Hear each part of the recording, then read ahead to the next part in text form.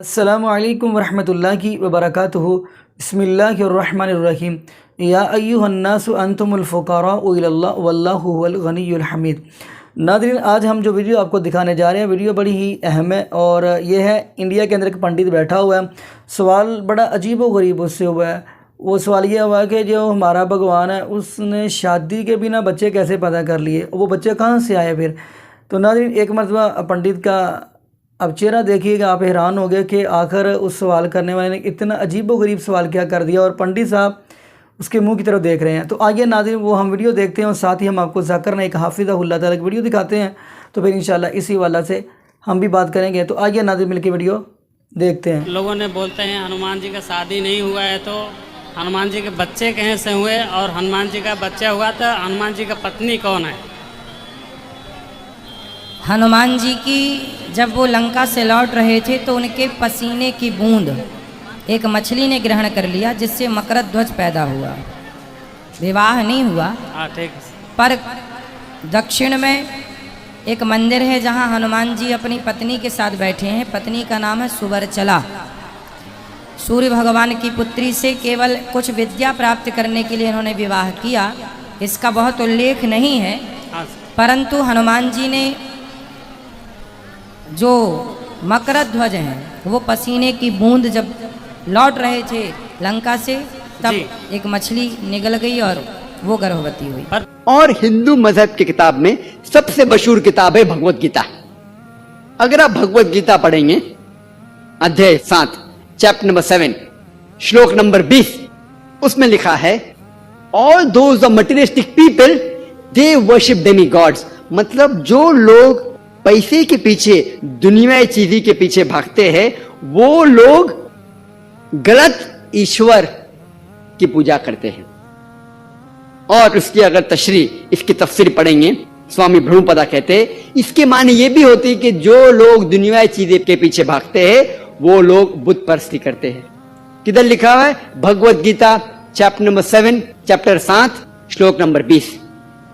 आगे लिखा है भगवत गीता अध्याय 10 श्लोक नंबर 3 में कि वो खुदा ना कभी किसी को जना है ना जनेगा, और वो सबसे ताकतवर है।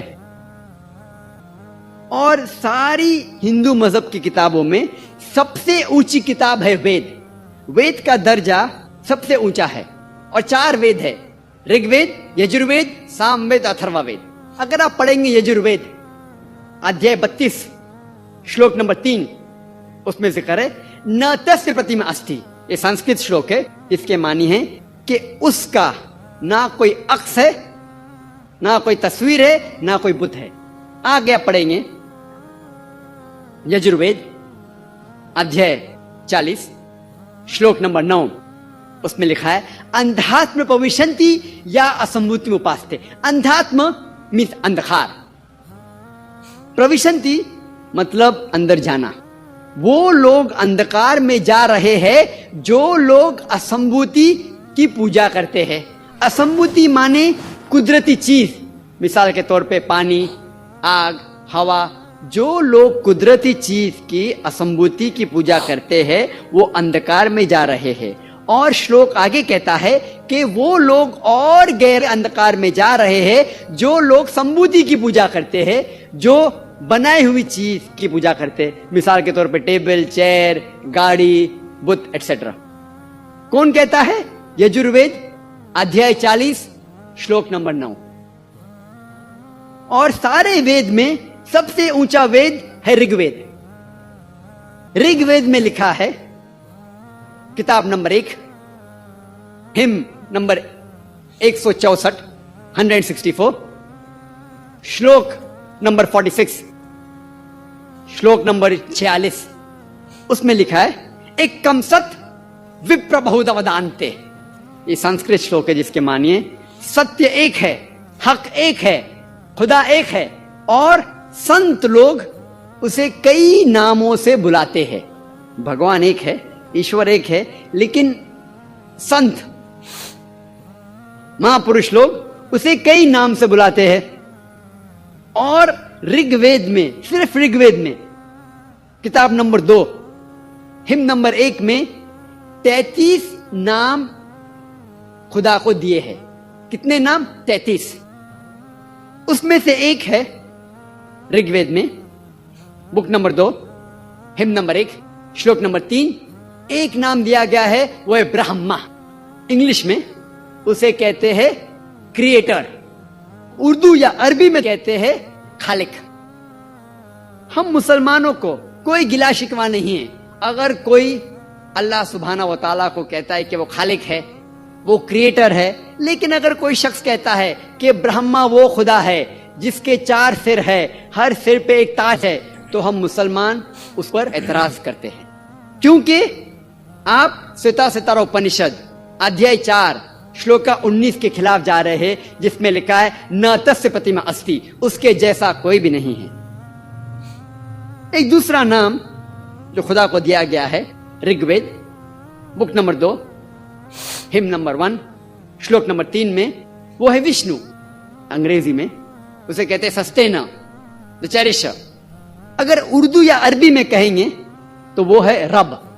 हम मुसलमानों को कोई गिला शिकवा नहीं है अगर कोई इंसान कहता है कि खुदा रब है या सस्टेनर है या चेरिशर है। लेकिन अगर कोई शख्स कहता है कि विष्णु वो खुदा है जिसके 4 हाथ है, एक हाथ में चक्रा है, दूसरे हाथ में कौंच है जिसे ब्लो करते हैं, और वो पानी पे जा रहा है सांपों के बिस्तर पे, या हवा में उड़ रहा है एक परिंदे जिसका नाम है गरुड़ा, हम मुसलमान उस पे सख्त एतराज करते हैं। क्योंकि इसके अलावा आप यजुर्वेद अध्याय 32 श्लोका 3 के खिलाफ जा रहे हैं, जिसमें लिखा है न तस्य प्रतिमा अस्ति, उस खुदा का कोई अक्स नहीं है।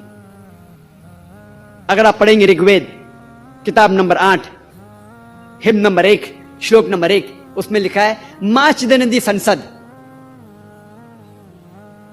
आप एक ही खुदा में मानो, सिर्फ एक खुदा की पूजा करो।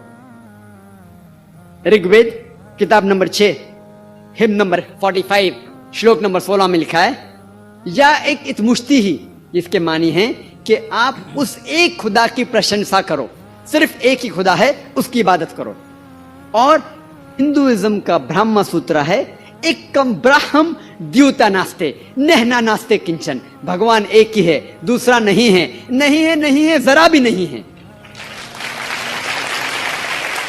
अगर आप हिंदू मजहबी किताब का मुताला करेंगे तो आपको हिंदू मजहब के ईश्वर के बारे में सही तसव्वुर होगा और आप हिंदू मजहब के बारे में सही तालीम हासिल करेंगे। और मैंने तकरीर की है similarities between Hinduism and Islam, जो यकसानियत है हिंदुइज्म और इस्लाम में, उसके ऊपर तकरीर की मैंने। तो आप जानेंगे कि हिंदुइज्म में भी एक ही खुदा है, उसका ना कोई अक्स है, ना कोई तस्वीर है, ना कोई बुत है, और हमें सिर्फ उस खुदा की इबादत करना चाहिए। हम अभी समझेंगे कि खुदा का तसव्वुर यहूद मजहब में क्या है, जूइश रिलीजन में, what is the concept of God. अगर आप ओल्ड टेस्टामेंट पढ़ेंगे book of Deuteronomy chapter number 6 verse number 4, उसमें लिखा हुआ है मूसा अलैहिस्सलाम फरमाते शमा इज़राइलो अदनल हैनो अदनल खद। ये एक हिब्रू वर्स है जिसमें मूसा अलैहिस्सलाम कहते कि या बनी इसराइल, ओ चिल्ड्रन ऑफ इज़राइल, हमारा खुदा, हमारा रब एक खुदा है। अगर आप पढ़ेंगे बुक ऑफ डिट्रोनॉमी में ये तसव्वुर है कि खुदा एक है और रब एक है। और अगर आप पढ़ेंगे book of Isaiah, book of Isaiah chapter number 43 verse number 11, उसमें लिखा हुआ है कि even I am God and besides me there is no saviour. सिर्फ मैं ही खुदा हूं और मेरे। जी नाज़रीन, आपने ये वीडियो मुलाज़ा फरमाई तो माशाअल्लाह ज़ाकिर नाइक हाफिज़हुल्लाह ताला ने बड़े ही कमाल की गुफ्तगू की है। तो नाज़रीन, आइए हम पहले कुरान पाक की सूरत इखलास की तरफ बढ़ते हैं। तो अल्लाह रब्बुल आलमीन का कुरान कह रहा है कुल हुवल्लाहु अहद, कह दीजिए अल्लाह एक है, अल्लाहुस समद, अल्लाह बेनियाज़ है। तो नाज़रीन, अल्लाह बीवियों से बेनियाज है, अल्लाह बच्चों से बेनियाज है, अल्लाह औलाद से बेनियाज है, अल्लाह रिश्तेदारों से बेनियाज है। और नाज़रीन यानी अल्लाह पाक बेनियाज है हर चीज़ से। अगली बात करते चले, फरमाया लम यलिद वलम यूलद, न उसकी कोई औलाद है न वो किसी की औलाद है। यानी दूसरा तर्जमा, न उसको किसी ने जना न वो किसी से जना गया। वलम यकुल्लहु कुफुवन अहद, न उसका कोई हमसर है वो अकेला है। तो नाज़रीन देखिए रब्बुल आलमीन की ज़ात वो है जिसकी औलाद नहीं है। मैं हैरान इस चीज़ पे हो रहा हूँ कि ये अस्तगफिरुल्लाह मुआज़ल्लाह इनकी अक्ल पता नहीं कहाँ गई है। उनको भगवान बने बैठे हैं जिनके बच्चे तो हैं लेकिन पता नहीं है किसके हैं। अस्तगफिरुल्लाह, पता नहीं उसने कैसे बच्चे जान लिए, ये उसको भगवान बनाए बैठे हैं। और मैं हैरान इस चीज़ भी हो रहा हूँ, और ख़ुद ही उसको बनाते हैं, खुद ही अपने हाथों से बनाते हैं, खुद ही मिट्टी को बना और खुद ही उसको पूजना शुरू कर देते हैं। तो आगे नाज़रीन हम कुरान पाक की एक और आयत पढ़ते हैं। फरमाया वक़ालुल हम्दुलिल्लाहिल्लज़ी लम यत्तखिज़ वलदा, तमाम तारीफ़ें उस अल्लाह रब्बुल आलमीन के लिए हैं जिसकी कोई औलाद नहीं, जिसने कोई औलाद नहीं पकड़ी। तो नाज़रीन दुआ करें अल्लाह पाक इनको हदायत नसीब फरमा दे जो खुद ही मूर्ति बना के खुद ही पूज रहे हैं। और ये भी दुआ करें अल्लाह पाक तमाम उम्मत मुसलमान को अल्लाह पाक नबी पाक की शरीयत के मुताबिक चलने की तौफीक दे दे। जज़ाकुमुल्लाहु खैरा, अहसन जज़ा। अस्सलामु अलैकुम व रहमतुल्लाहि व बरकातुहू।